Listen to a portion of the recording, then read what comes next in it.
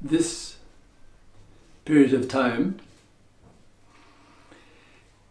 is mindfulness of movement.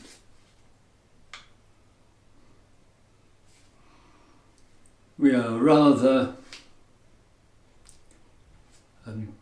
fixed in terms of being indoors. There's a certain restriction on movement, whether it's walking to public transport, going to the gym, the yoga group exercises, and much more,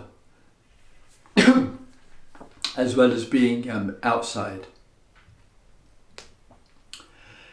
So in the home, it's very easy just to slip back into a lot of sitting around all day, walking from one room to the other. If you have stairs, going up and down stairs. So we need to bring a focus in the day to movement, so that there is a genuine stretching out of the limbs, which encourages us to breathe in a little bit more deeply, inhaling more oxygen, exhaling what's not required, the carbon, and staying in touch with the whole experience of moving. A formless way on a daily basis would be to dance. It's energizing, it's freeing us up, it's moving the body. We can dance at any age. So if we have the privilege of being able to walk around and walk upstairs, then we can dance. And with the dance, to play some music that you enjoy, move the body in different directions, set yourself a time every day, perhaps twice a day, and this is dance time. Nobody's going to be around watching you, or you may be dancing with your partner, your housemate, your kids, and you're going to make this is our time for movement and to enjoy the movement. It might be, if you do it for an extended period of time of different rhythms, you might well feel rather tired and exhausted. Fine. Take some rest. Go to your bed, lie on top of the bed, put the cover over you, horizontal, a single line, not curled up, of the whole body just resting on the bed as a mindfulness, as a meditation. So lots of movement may require the contrast of the horizontal posture. There are other kinds of movements as well.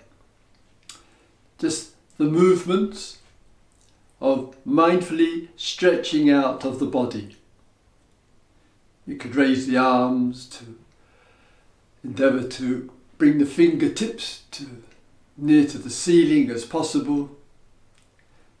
Stand with straight legs, leaning the body one way or the other, letting the body hang down. Moving in just a slow, mindful, creative way.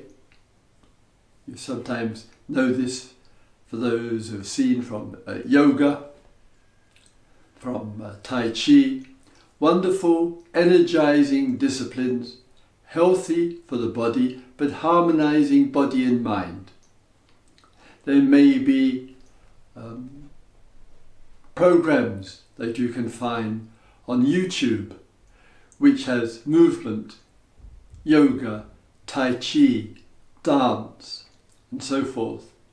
And you watch on the YouTube and you follow and you say, right, this is going to be daily. It's going to contribute to fitness integration of heart, mind and body, quietly energizing with some space for some rest afterwards. Some people, and like myself, we find the day-to-day use of exercise, could be yoga to stretch out the body.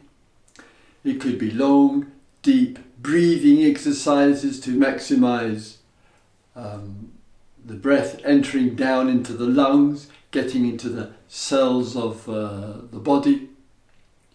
It could just be standing with the arms outstretched for a few moments or minutes, feeling the full, wide expanse of the whole body.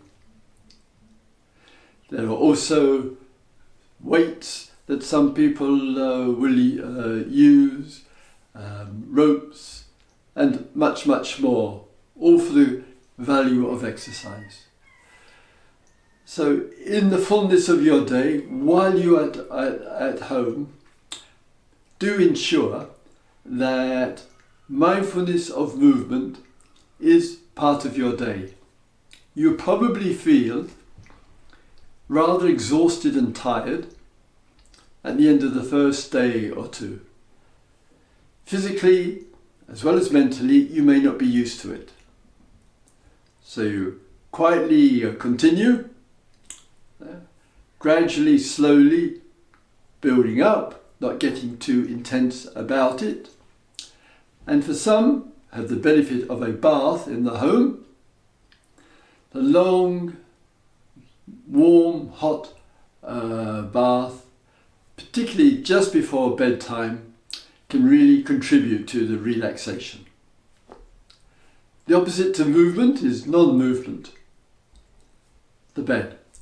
When you go to bed, and you therefore shifting from the movements of your day to the reclining posture on the bed, some people, with all the worries, with all the issues, and the habit long before COVID-19 entered into our public discourse, you may experience times of difficulty, perhaps every night, of going to sleep. So you lie down, relax the whole body, on your back or on the side, keeping impeccably still and letting the whole being relax into your mattress. There. It might need a little experiment in the times before. What I mean by that is, experiment. How much do you eat? What is the time before the meal and going to sleep? Is the food nutritious, organic, not intensely hot and spicy, rather mellow, chewed well? And you just, what are your movements? How do you spend the evening? Is it watching television? Is it playing games on the laptop? Is it communication? Is it doing a lot of extra work or homework? So those hours before sleep, how you use your mind is important. How you use your body, what you drink, tea, coffee, water, juice, alcohol, etc. And quietly explore, keeping a note, and to see what gives the support until you find a rhythm in the sleeping, because you've done some preparation in the hours and maybe the day or days before to help find easily that channel from the waking state into the dream state and even deeper into the deep sleep state there. It might be you experiment with changing the pillow, the size of it, the weight of it. You might shift and sleep in the opposite direction to the one that you're used to. So all of these explorations to help a full day, rich at home in the explorations, and making that transition from the waking state into the sleep state till you get that rhythm right. You can find it, you work with it, you explore it there. So you've got movement in the day, got times of rest, meditative, mindful rest. So even if you do not fall asleep, still nevertheless, there's harmony, you're not anxious about not getting to sleep. Energy will come together because you're not fighting yourself about sleep, and that will help with that channel, that flow into the deep sleep state. Similarly, on waking up in the morning, it might be the first movement of the day, but you can experiment here as well. Currently, my experiment is I'm going to sleep maybe around there, a little bit earlier, so that's actually now around 11 o'clock. Find myself waking up at around 4 o'clock, given half hour either way or so. Then I get up, I might have a cup of tea or a hot lemon ginger or whatever. And at that time I might do a little bit of writing work, I might write a poem, or work on an essay, or just have some quiet time in the kitchen diner. It's very peaceful in the night hours. I may be up for a couple of hours, 2 or 3 hours. I'm self-employed, so I haven't got a timetable to meet with the work. And then at that point, I might have a little extra nap, half an hour or an hour, and then get up, and then the day starts, whatever it might be, 8 o'clock or 7:30 or 8:30 or whatever. And the night hours can be really, the stillness and the silence can be beautiful to enjoy and rest in, generate some clear insights and ideas and some creativity. So experiment.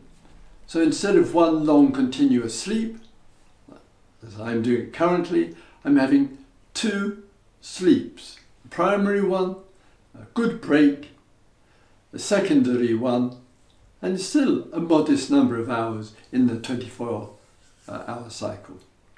So we have movement, we have stillnesses, we have explorations in a process to go to sleep. If you write that down, you keep a record of these things, there can be a lot of benefit and insight. Do not expect, finally, that the change will come in 1, 2 or 3 days. It's a process.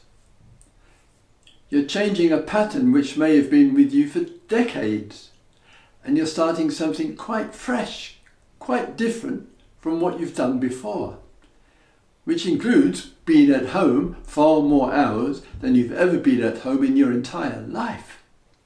So those changes can take a little adjustment. But we human beings, one of the things to our credit is we can make adjustments. We are flexible. We can start something fresh. It's just finding the rhythm for that movement, stillnesses, the day, the night, explore all of that. Thank you.